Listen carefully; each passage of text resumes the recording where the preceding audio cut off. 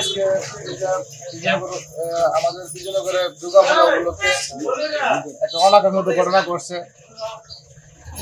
দুর্গাপূজা দশমীর দিন কিছু লোক মদ পান করেছিল, এই মদের রিয়াকশনে আজকে তারা মৃত্যুবরণ করেছে। আমরা এই বিষয়টা নিয়ে খুবই অত্যন্ত বেদনাদায়ক ঘটনা ঘটছে, খুবই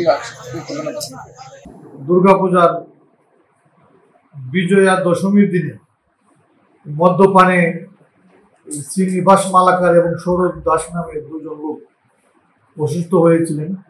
অসুস্থ হওয়ার পরে সৌরভ দাসকে ব্রাহ্মণবাড়িয়া হাসপাতালে প্রেরণ করা হয়। এরপরে শ্রীনিবাস দাস বাড়িতে ছিলেন, তো শ্রীনিবাস দাস বাড়িতেই মৃত্যুবরণ করেছেন এবং সৌরভ দাস ব্রাহ্মণবাড়িয়া হাসপাতালে মৃত্যুবরণ করেছেন।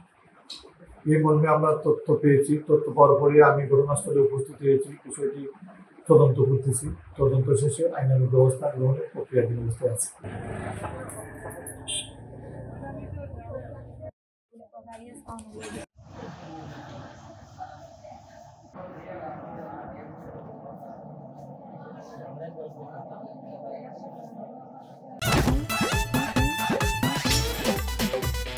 এতদিন শুনছি চান্দে অমাবস্যা লাগে, আজকে দেখলাম সূর্যে অমাবস্যা লাগে।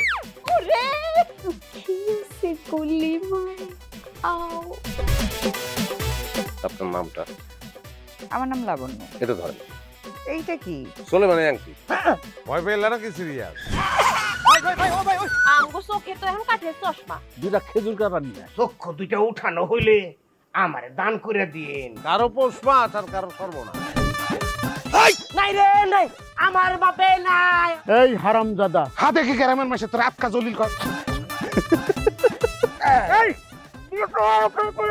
আমার ঘরে তিনটা বউ এতিম হয়ে যেতাম। বস্তালা আবার ঢুকা। এই